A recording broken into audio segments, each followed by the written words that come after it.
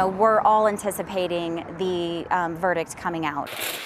That is the sound of action. We want to be as prepared as possible, just in case. Wives, like many who are part of the Blue family, are afraid to be identified because of threats. But they want the public's help. They are stocking up on snacks like nuts and trail mix that officers can stuff into vests or cargo pockets to help sustain them on their upcoming 12-hour shifts. Mary Jo, who didn't want us to use her last name, came from St. Charles with 4 cases of sandwiches and snacks that had words of appreciation attached. My big concern was the fact that the lack of respect shown to cops lately, that is to me absolutely appalling. She isn't married or related to an officer. She says she and her friends are just ordinary citizens who want police to know one thing. You are very much appreciated, that you do not deserve what has been happening to you lately. And I hope they genuinely know that the bulk of citizens out there do support and appreciate everything that they do, and the fact that they put their lives on the line. Police wives in Cleveland sent this box of snacks. The Blue family from Hawaii and Colorado sent 2. But what really resonates with officers are these handwritten notes from children saying, "Thank you, police, for protecting us."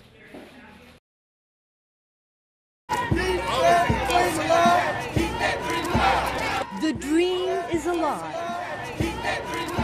On Dr. King's Day on the streets of downtown St. Louis. This is a celebration, and we're supposed to be celebrating Dr. Martin Luther King and his legacy and memories.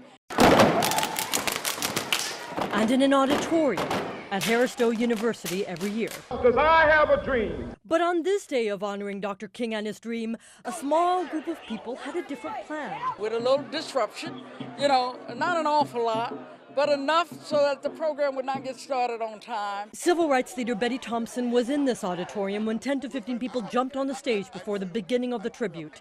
Mike Brown's mother, Leslie McSpadden, asked them to stop, and they did. I know that they're upset, I know that they're mad, but you got to listen sometime. Officers had to block off access to the auditorium to stop more interruptions. Dr. King would not be pleased with the way in which they carried on today. We have risen above the battle scars. We know the kind of things that they have been through, that they're going through. What is it that they believe in, and what is it that they want? All of us want the same thing. All of us want justice. All of us want peace. And the only way we do that is peacefully, intelligently, and calmly. It's a message young protesters like Rasheen Aldridge are embracing. We relate to them, we're just doing it differently. We're doing it in our time, we're using our tactics. The 300 people who showed up here at the homeless shelter in downtown say they've evolved from marching and protesting. We want to not only do, actions about Black life or just only to talk about how our brother was taken away, but we really need to give back to our community. We need to build our community up. They came to feed the homeless and fight to keep the shelter open. The city wants to shut it down. We're reclaiming what he said. 2 generations of advocates are still trying to keep one dream alive.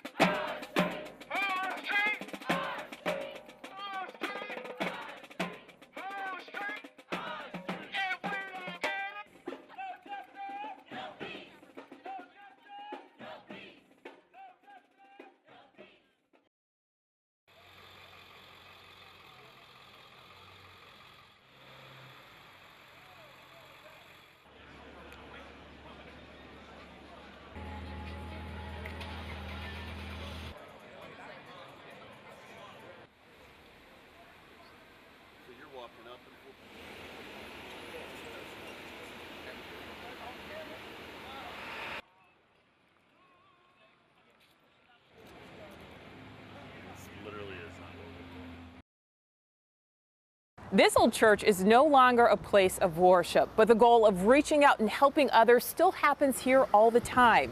Because inside these walls, in the basement, you'll find a dance duo called Team 2.0, with the goal of reaching out to others by turning emotion into motion. Started from the bottom, popular song lyrics, but also a blueprint for these dancers known as Team 2.0. Team 2.0 has changed my life completely.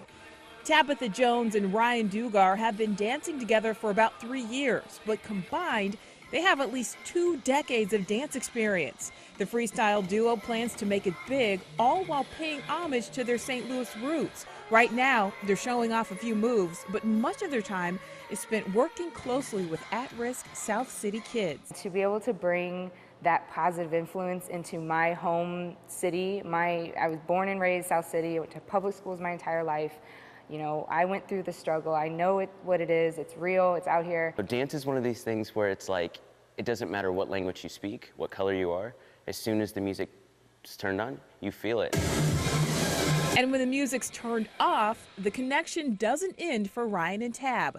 They're a couple in work and in life, engaged with plans to marry soon. We work as a good team, and that's like the best thing that you can have when you have a team, is a team on all aspects. This team is focused on a very bright future through dance, not only for themselves, but all the people they encounter along the way.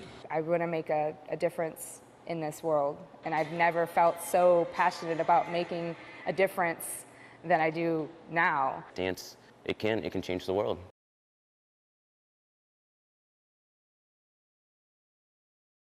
Welcome to the ultimate smart house, where the heated driveway can be controlled with a smartphone. And that's just one of the reasons this house is so cool. I'd say the most unusual thing would be the mister system in the backyard that helps keep everybody cool in the summertime. The word cool doesn't seem cool enough when describing Patrick Wynn's Clayton crib. Thanks to his smartphone, We have remote access. and multiple iPads that serve as control panels, he can turn on the ceiling fan, open the blinds, turn off the lights, check the security cameras. Our living room, and then here you can see actually our nanny working with our kids on the 3rd floor. If you're measuring this smart home's IQ, it's ready to join Mensa. Not having to walk up and down 3 flights of stairs to make sure that all the lights are turned off. It's a simple button. We hit good night and it's game over. We can go straight to sleep, and we can arm the security system from our bed. The cover of Time magazine says smart homes are hot. Major players like Google, Apple, Lowe's, and the Home Depot are in the home automation business. Just this week, the Home Depot began selling nearly 60 gadgets, all controlled by mobile devices, including garage doors, cameras, your lighting, your thermostats, your water heater, and you can now tell how much propane's in your gas grill from your smartphone technology. If my wife was here, she would say this is a guy thing. Oh, totally, Is yeah. this a guy thing? I think so. I mean, my wife was really a hard sell initially. Now the missus loves the mister and all the rest. It's really easy to use. If it's cool and techy and all that, but you can't use it, it's not functional. A smart observation. Art Holiday, News Channel 5. 3 14-year-old boys fell through the ice on Martin Luther King Day. When rescuers arrived, one was almost out of the water, another was holding onto the ice, and one couldn't be found. 8th grader John Smith is doing something doctors never believed would be possible. I don't really remember much about it, to be honest. He is walking and talking, here with his pastor Jason Noble by his side, and trying to make sense of how he's not just alive, but thriving after being underwater for 15 minutes. Listening to what the paramedics and doctors said, I'm pretty surprised on the outcome. An outcome some say fits in with all of the other miracles that day and in the days that followed. Like the fact Lake St. Louis fire and emergency crews had just practiced ice rescues the week before they pulled John out.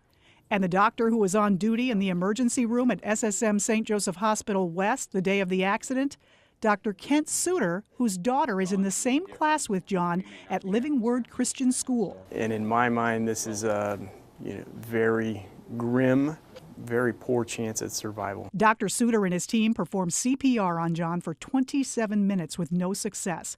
The question was raised, how long should they continue? Everybody says, well, the cold helped him, He was dead for over 45 minutes. What happened next defies explanation. Dr. Suter called John's mother into the room to give her the news.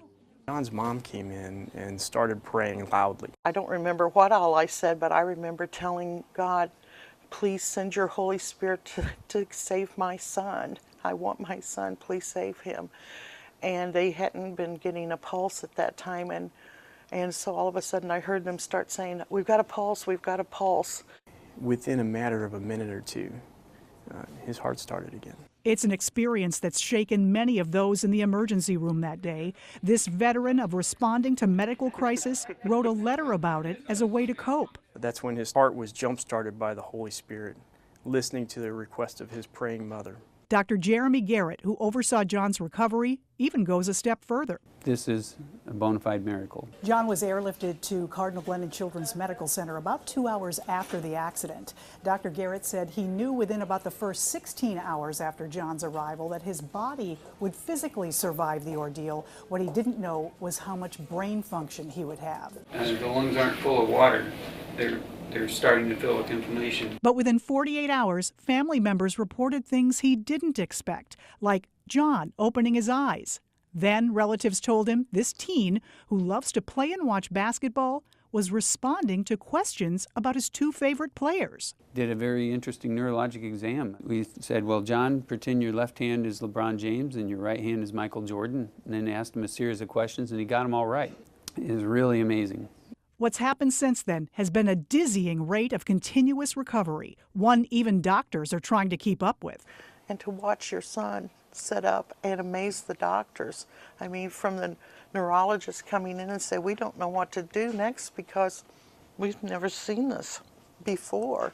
We heard you like chocolate shakes. While we were visiting, John's rescuers from the Lake St. Louis Fire Department showed up bringing lunch, seeing for themselves the boy who survived 15 minutes under the ice. I know it doesn't fit inside our little comfortable box of today, but again, you can't refute the clinical evidence. And while his parents haven't spoken to their son about his impulsive decision to walk out on the ice that day with two friends, they know their son has learned more than any lecture could teach him. It's a real miracle that I'm alive, and I thank God that I'm alive, and there's a reason that I'm alive. I just kind of got to follow what God has in store for me throughout my life.